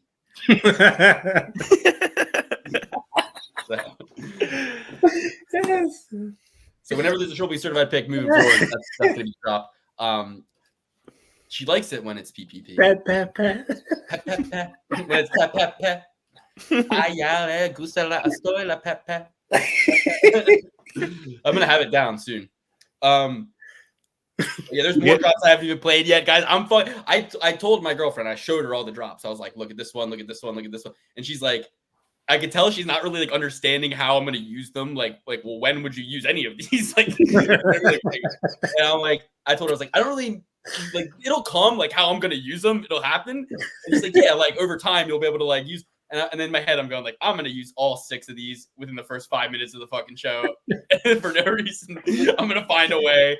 And I'm like, I just knew I couldn't. So I've only used like 2. I've used 2. Yeah. So, and I have more than 2 left. So like, I'm proud of myself. We're an hour and 7 minutes in the show. I might not even do them all this episode. There's one I probably can't do this episode. Okay. So Lukey left eye about to unload the clip. Johnny Walker, if you look at that worm shoulder injury, if you look at the Thiago Santos fight, if you look at him constantly finding a way to get like no love from the UFC, like he's always like getting kicked out of the arenas into the streets. Like constantly, they're always kicking him out of the arenas and putting him in the streets, and he's like always like, I have no shoes. Like, they don't even let him go back and get his stuff. Like, it's crazy. It's happened multiple times. So he does find a way to lose and get in his own way. So does Magomed Ankalaev. So does Magomed Ankalaev. The Paul Craig chokeout, the draw, the this, the that. It's always something with these two. I'm going with Johnny Walker. It's a feeling. It's a when I just keep seeing him throw that jump knee that almost landed on his face. I keep seeing it. And How about the body shot that actually landed before that? Where he was like, staggering down. That was faking. He was faking. No, he was not. He was not faking. That was Ian Kutala. He actually got hurt and was like, all right, let me just fucking throw a jump knee here. Oh, you know who I want to throw his hat into the nomination of Fighter of the Year? That guy who came in short notice and kept doing that, where he kept trying to play possum and act like he was hurt and just sprint back and throw a bunch of shots. I don't even remember his name, but I remember it was really cool. I feel like a national Bozy bear. I can understand why your girlfriend was like, what sense do any of these fucking things mean? And when would you ever need them? Let me do it one more time. I feel like a national Bozy bear. Okay. Okay. All right. So 2 for Johnny Walker, 1 for Ankalaev. No Triple B certification on the main event. I'm gonna feel really bad though if I get all the way to the main event and Johnny Walker is the last leg on my parlay and I only have the opportunity to hedge out on Ankalaev for minus 500. I feel like shit, you know what I mean? But you gotta. This is one of those cards you gotta just play to win the game. You know, you're playing to win. You're not playing to fucking hedge out. And I got so many main events correct last year. I can deal with one loss. Yeah, and you know, if you do hedge out, that means it's not a perfect parlay. So I mean, you just have to live with that, and that's whatever. Absolutely. I'm probably going to put Magomed Ankalaev on a lot of my bets and then hedge out on Johnny Walker. Like, it's just smart. Johnny Walker is the official pick, but a lot of my parlays will have Magomed Ankalaev on them. if anything at all. Okay. But All right, these next two guys are little, but they pack a big punch. 125-pound matchup, Mateus Nicolaus coming in off of a knockout loss to Raw Dog Brandon Royval. He is coming in the plus 195 underdog. It's a buy low moment for him coming off that knockout to Brandon Royval, who just got outclassed in the title shot opportunity against Pantoja, who is so slick with the grappling, so sick with the takedowns, and was able to weather the late storm by Royval and get the championship win. So 8 months ago, gets knocked out. Now he's in there with Starboy, Manel Kape, everyone's favorite fighter. On this podcast, we love Manel Kape. We support Starboy. We support Manel Kape. And fuck Kai France. Showing up to that fight, that press conference, showing up to that fight when you have a concussion. We know the last place you need to be is under the bright lights when you have a concussion. You need to be home resting. So that was like a guy who works at a restaurant, calling out of work, and then showing up with his girlfriend to eat that night. I mean, that was literally the same thing. So unforgivable, inexcusable. Manel Kape is a beast. His last loss is against one Mateus Nicolaus. It was a split decision. They're matching these guys up again to make it right. Manel wants it. He's avenging it, getting back on track. This is a side quest for Manel Kape. Manel Kape's already done everything he needs to do to ensure that fight with Kai France happens, and that's the fight before the title fight. So this is a side quest for him. He's just going back to fucking tie up a loose end real quick. So I'm going with Starboy all day, all night. Don't know if I want to go by knockout, though. I think that he is somebody who will sacrifice a round here and there, downloading data, conserving energy, moving around, slipping punches, making them waste energy. He'll do that. So he may go down around in this fight. I won't be worried. I think Manel Kape gets the decision. yeah, I mean, besides this guy, the only other guy he lost to in the UFC was, the champ, Alexander Pantoja. He's high-level Manel Kape. I'm still a little worried about his grappling. I feel like it hasn't really been tested much. It probably was in that Pantoja fight. It's just not coming to me right now. I think that Manel Kape ought to win this fight, but, he lost the last one, split decision. Wrestling could have been an issue there, too. That fight escapes me as well. The only fights I can really remember with Manel Kape is the last one and the one where he fought Ian McCall before he was even in the UFC and was just going crazy, dude. He was like, you remember that fighter Crazy Horse? Yeah. He was acting a lot like Crazy Horse. He was a wild boy over there in Japan, a star boy at that. But I'm gonna roll Manel Kape here. He's a fan favorite. We love Manel Kape. Why he's a minus 245 favorite against a guy who he lost against in the past, that's beyond me. Maybe he was filling in short notice. Maybe we're seeing something different here. But hold on, let's see if he was filling in short notice. Yes, he was. He was filling in for Tagir Ulanbekov. So maybe he thinks with a full camp this goes different, and I guess Vegas does too. I'm going to roll with Manel Kape on this one. Yeah, this to me is a parlay pillar. I like Manel Kape. I like the fact that even with it being a last-minute fight for him, he took it to split, landed more strikes, just, marginally, but, more nonetheless. And I think this camp he'll stuff those takedowns.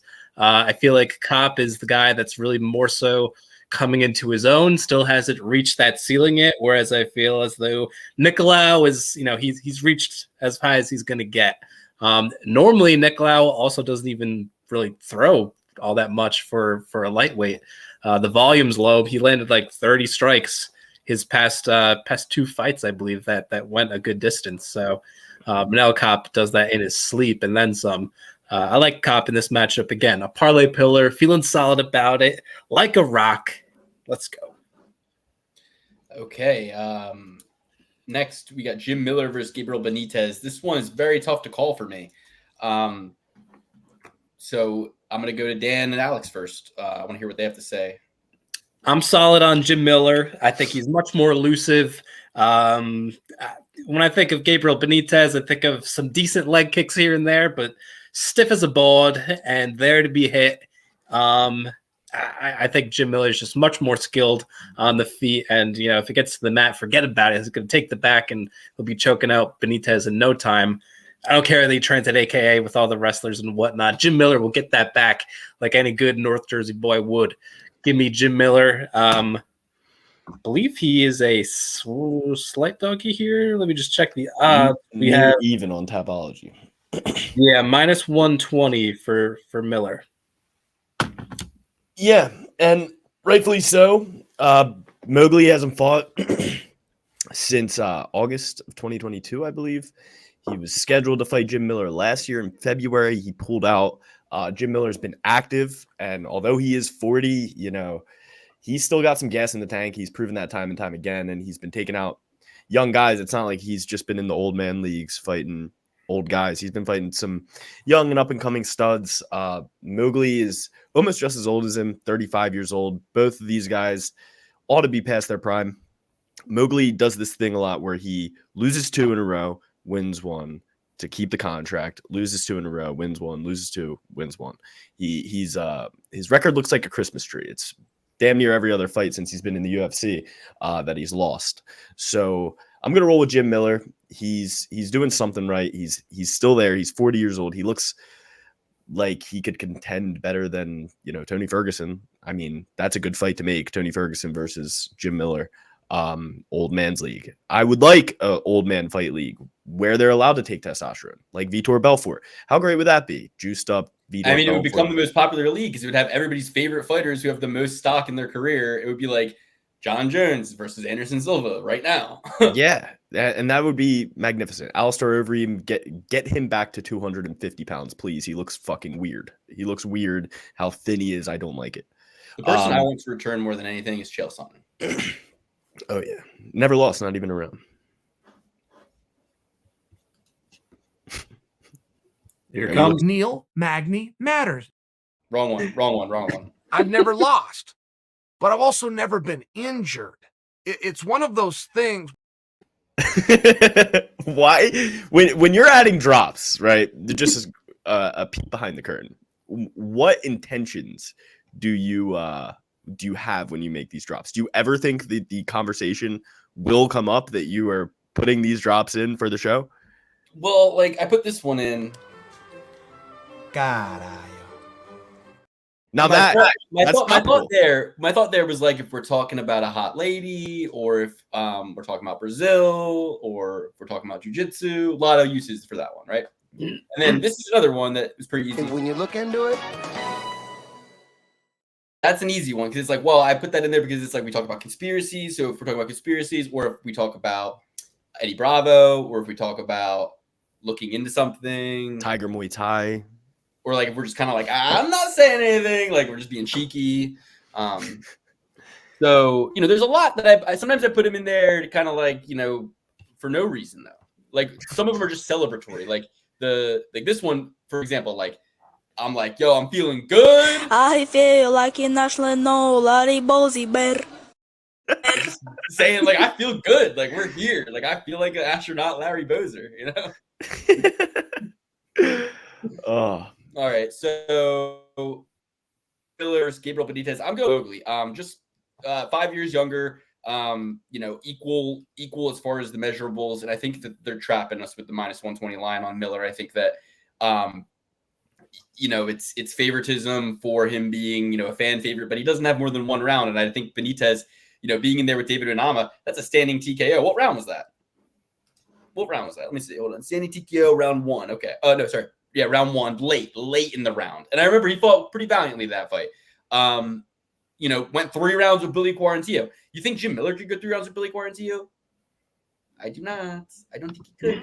So I think that sadly Miller's going to get beat here. Will he fight at UFC 300? To be determined. Don't everyone saying, Dana White confirms Jim Miller will fight at UFC 300.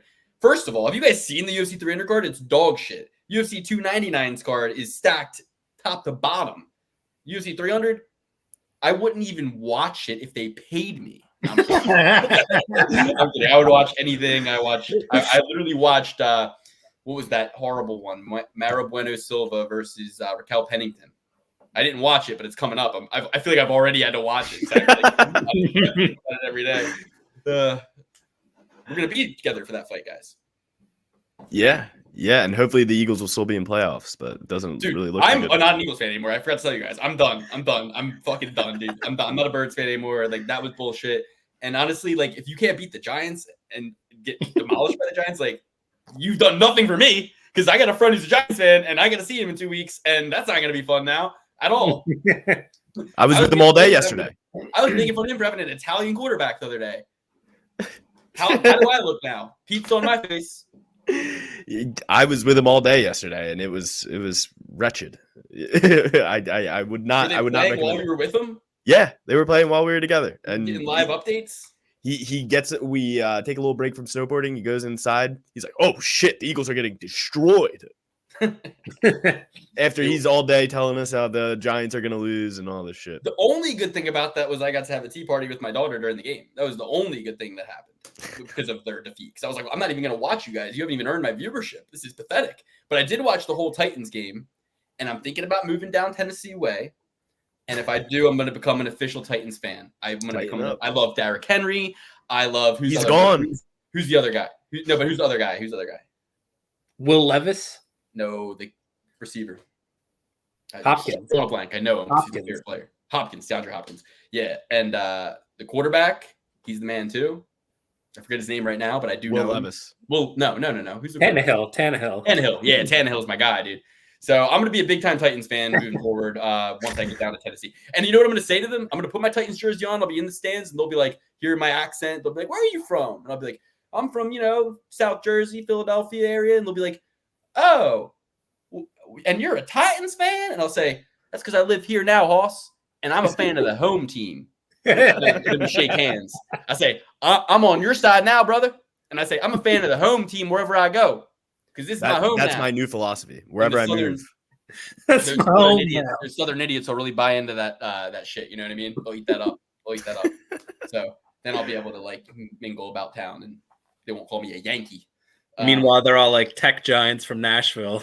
They're like way more proper than you. You're the redneck. I am quite literally. If they saw where I was from, they'd be like, "You lived on a farm, and you're the trashiest person of all time." Anyway, no, you shouldn't say that about yourself. Fair.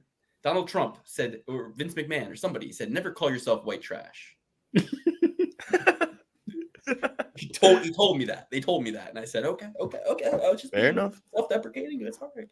Anyway, Gabriel Benitez is my pick, plus 100. I like it. More ways to win.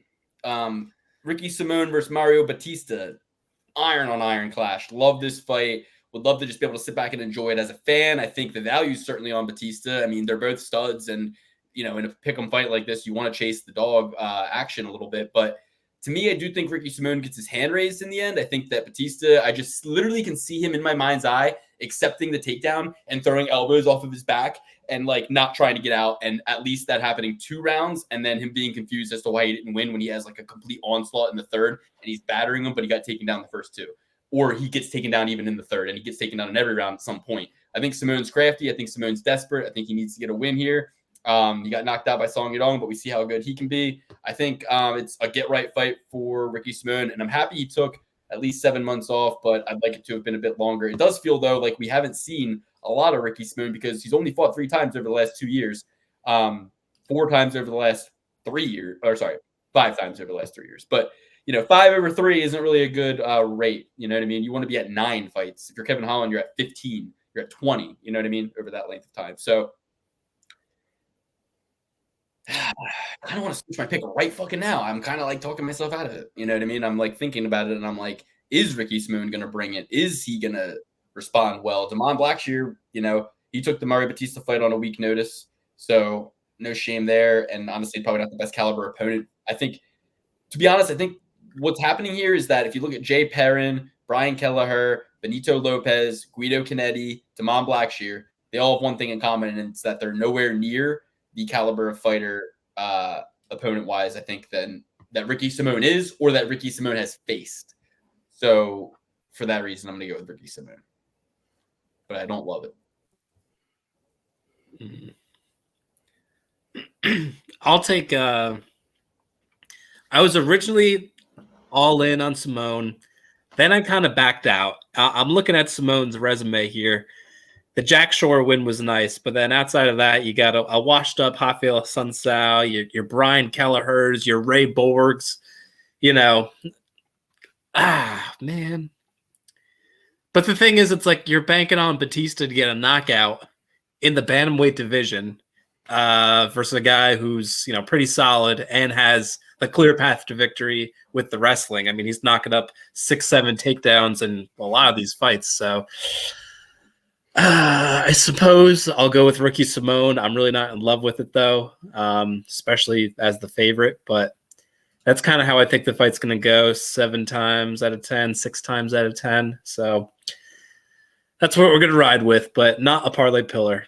Not in the slightest. When you tell me a guy gets 6-7 takedowns a fight, that shows me a guy who's pretty good at grappling, but not very good at grappling, because he's letting this guy up 3 times in a 3-round fight. Like, Ricky Simone isn't fighting 5-rounders.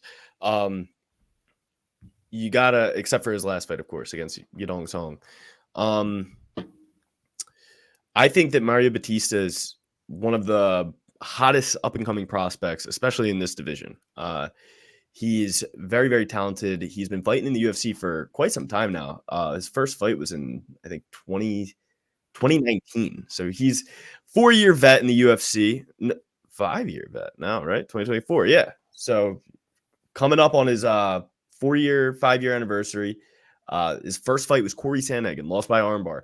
Since then, every single one of his fights, he has shown crazy improvements in grappling. Like, you tell me Corey Sandhagen tapped him out via armbar. Without knowing that knowledge, I wouldn't believe you, because Mario Bautista goes in there and he grapples the fuck out of these guys, and he gets finishes. He can finish Simone on the feet. He can finish Simone on the ground. I think that Mario Bautista is a better grappler than Simone. Simone might have good takedowns, but it's only half the damn game. I think that Mario Bautista has been showing huge improvements fight after fight, and I don't think he's going to take a back step here. I think he's going to destroy Ricky Simone. I think this is not even going to be a close fight. After that Song Yadong fight, I really had to recalibrate on Ricky Simone. I feel like he was flopping around in there like a fish. He wasn't really getting the takedowns. And granted, Yadong Song's a brick shit house, but you got to be able to get this guy from China down, dude. Like, they don't contest in wrestling in the Olympics. Like, there's barely any Chinese wrestlers winning Olympic medals. So it's not in their tutelage. Yadong Song, he does the right thing. He trains with the alpha males in America. So he is making the right steps, but Mario Bautista is, in my opinion, better than both of those guys. He's better than a lot of the guys in this division. This is really going to be a coming out party for Mario Bautista here. The Damon Blackshear win, granted, it was on a week's notice, but that was dominant. He looked really good. Damon Blackshear is also a beast. So I'm really excited for this fight. I think Mario Bautista absolutely washes him and is 1 or 2 fights away from a title shot. I'm switching. I'm switching. I'm switching. I'm switching. I'm on. You got now it seems like I'm copying Dan. No, how does that shake out if him and O'Malley like have to fight? Don't they train together? I don't think he's close to fighting O'Malley, and I think O'Malley moves up in weight before that. True. But I think he's close, man. I mean, Ricky Simone, there's only how many guys? What rank is Ricky Simone right now? 11. So he's knocking on the door. He wins this fight. He's the 11th best bantamweight in the world. He's 1 or 2 fights away from being right on the door for that title shot. I think at the end of this year, Mario Bautista will be in the top 3, and it will start to become a discussion. Is he going to fight Sugar Sean O'Malley? Is that fight going to happen? I'm pretty sure they're really chummy. I'm not positive though. So that'll be the first Triple B certified pick of the year.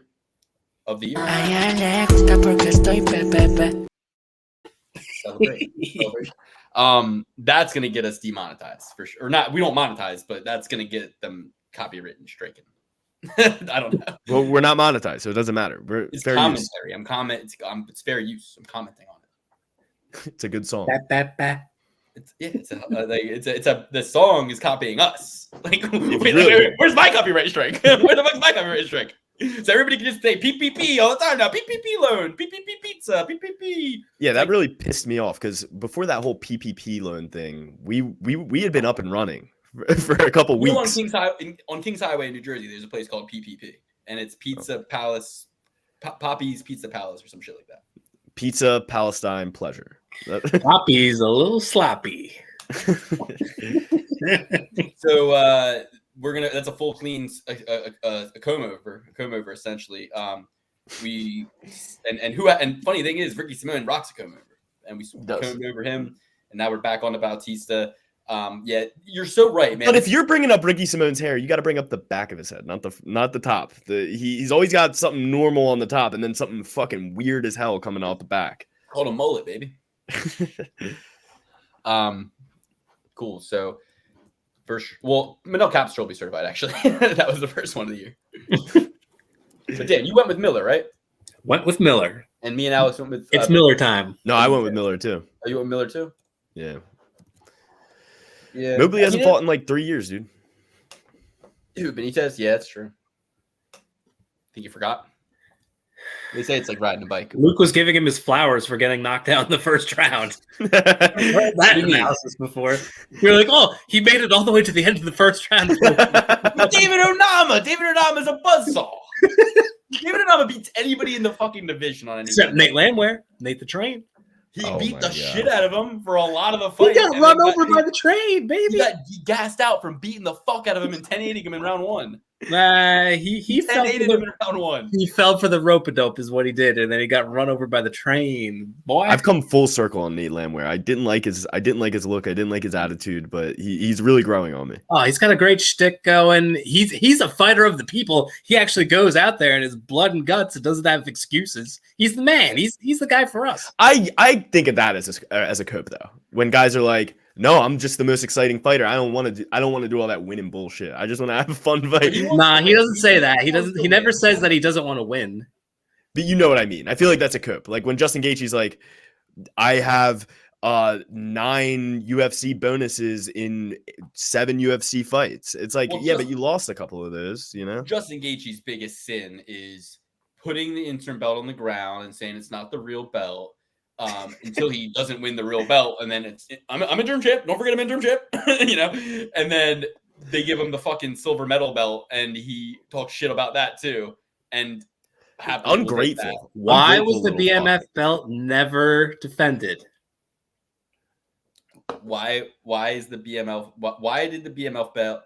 Why did the BMF belt never get defended? Yes.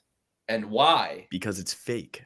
And why, guys? Why do they run towards regulation instead of away from it? Why do we do the ceremonial weigh-ins the day before? And why was the BMF belt never defended? Let me know in the comments. Last fight of the main card, and then we'll go over to the Patreon, do the prelims. We got to go with the reason they do the ceremonial weigh-ins is very easy, actually. Do you want to know? Yeah. Because when you do the regular weigh-ins, why do they do the ceremonial weigh-ins the night before? To get everybody hyped up.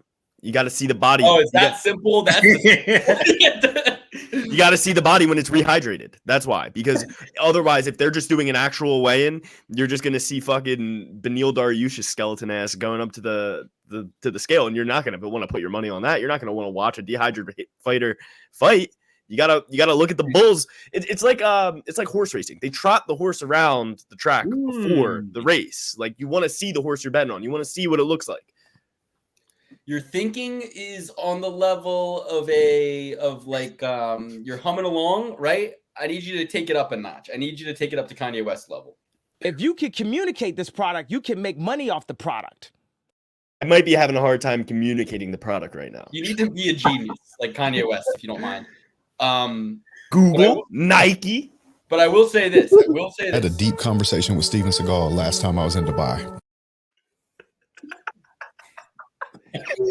I had a deep conversation with Steven Seagal last time I was in Dubai, and he told me another peek behind the curtain, ladies and gentlemen. I send Luke drops all the time. Have probably sent him thousands of drops at this point.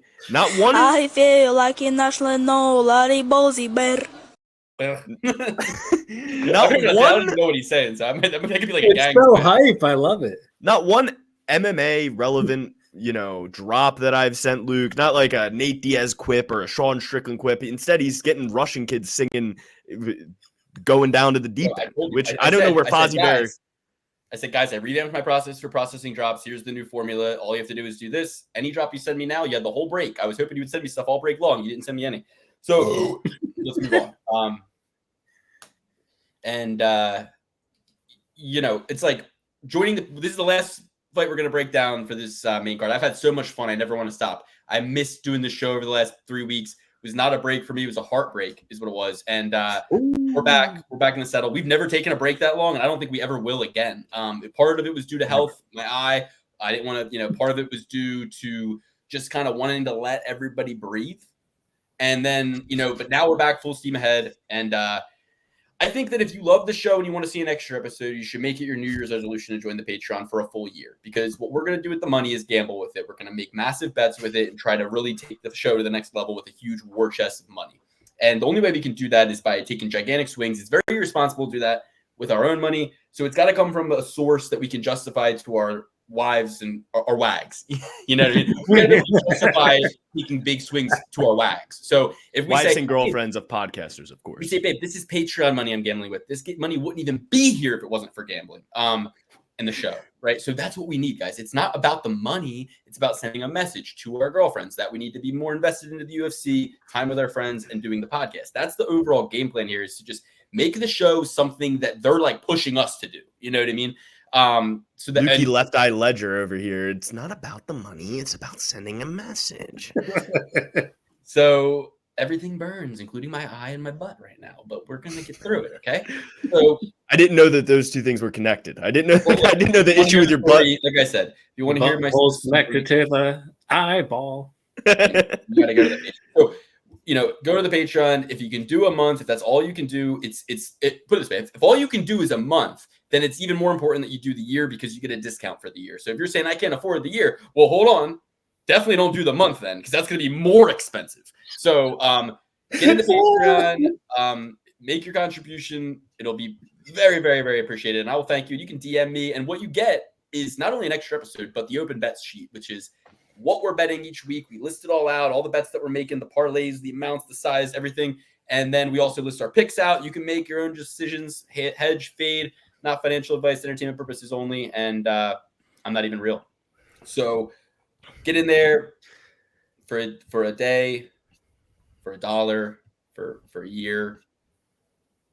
Without further ado, we got one more fight to break down, and it's Phil Hawes versus Bruno Ferreira. Bruno Ferreira, Phil Hawes, middleweight clash, main card opener. My fight of the night, kind of. I just am so excited for this because they're so exciting. I mean, Phil Hawes, he goes in there and he either puts a beating of a century on somebody or he takes one. I mean, in his fight with Roman Dolideze, couldn't have gone worse. Literally gets his leg all fucked up and then knocked out. Back mounted, calf slicer, couldn't have gone worse. Or was that the Roman Dolideze fight? I forget. But either way, the Ikram Maliskarov fight got knocked out again. Phil Hawes, shinny. If you're going to say it about anybody, you say it about Phil Hawes. And it's not even that he's shinny. It's just that he takes hits and gets knocked out as a result of the hits he takes. It's not like they're fucking light hits. It's not mysterious how it happens. It's like, well, no, you see it. 35 years old. I love Phil Hawes. I love betting on Phil Hawes, but I'm absolutely fading Phil Hawes in this situation. I think I got Bruno Ferreira in my bets as an underdog when we first did this episode, and I made some parlays. He's now, I guess, moved to a minus 125 favorite. He's coming off a knockout loss to to Nursultan Ruzulbov. He knocked out RoboCop. But he's a killer be killed type fighter, and I think when the dust smoke settles, he's going to be the one standing up still. Yeah, gotta lean the younger guy with not as many miles on him. I like Phil Hawes as well. Little Ferry, New Jersey. That was my nickname growing up. Little Ferry from New Jersey. No, that was Little Ferry. Yeah. I have a speech impediment. But I'm leaning Hulk on this one. As much as I like Phil Hawes, ever since he changed his name from Megatron to No Hype, he's been producing no hype. It's no hype for me, at least. Liked him better as a Megatron.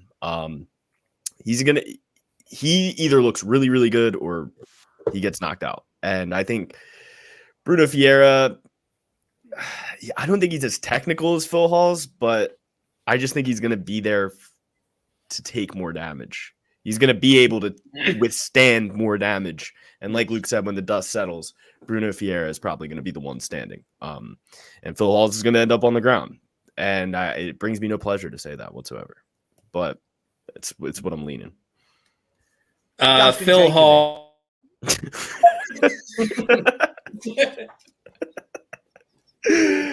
Oh my gosh, you're a loose cannon. That's for when we talk about Dustin Jacoby. I don't know when he fights next, so I just thought I'd get that out there. I got trampled on by fucking MMA guru saying Dustin Jacoby.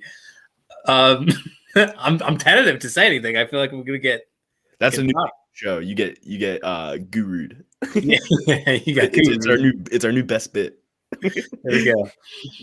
But no, Vegas had Phil Hawes at first. I think they set the trap. Everyone was like, "Oh, Bruno, the knockout guy versus the guy that always gets knocked out." Got steamed onto Bruno, but I think Vegas knew something that I had an inkling of, and once I saw the initial line, justified, and that is that Phil Hawes is the better fighter. I think he's due to not get knocked out. How about that? He's due for that kind of a performance, and if that happens, he's the better wrestler, probably the cleaner striker. Phil Hawes for the win. I know it's dicey, but that's my play to round out the main card. He's at plus what, like 102 or something. It's a good play, folks. Trust me. And don't get me wrong, like Phil Hawes is a mammoth of a man. Like he's going to come in here with the size advantage. He's got a bigger reach, a bigger height. Any of size. And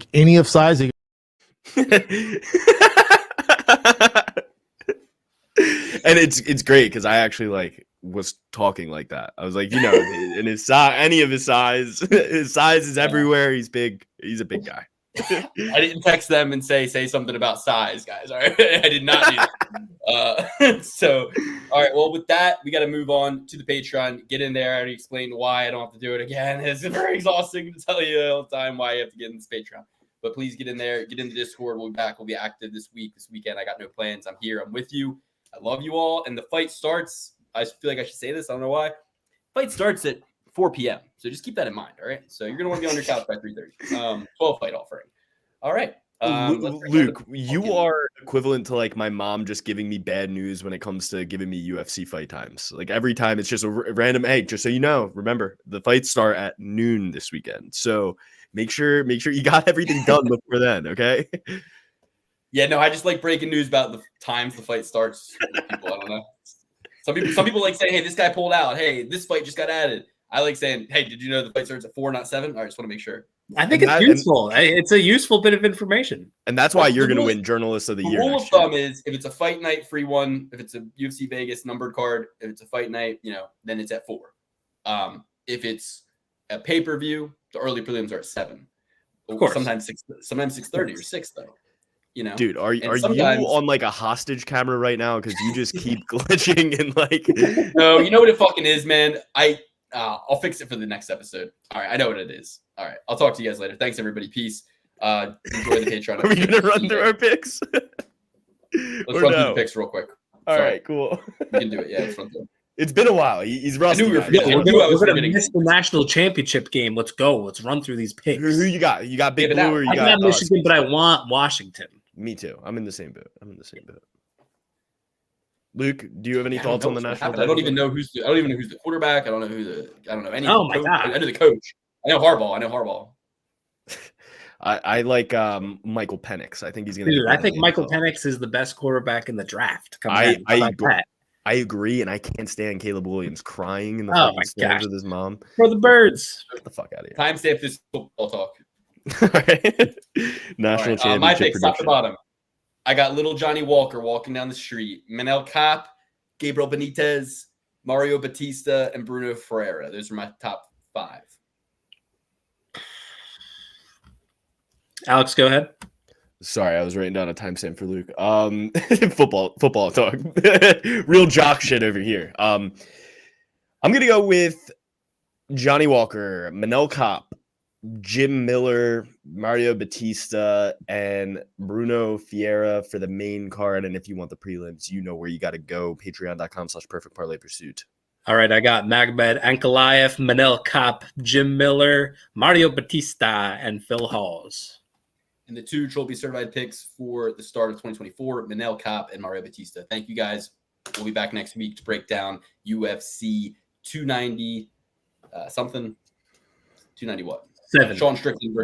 Sean Strickland versus Dricus du Plessis. Happy motherfucking New Year. Happy New Year.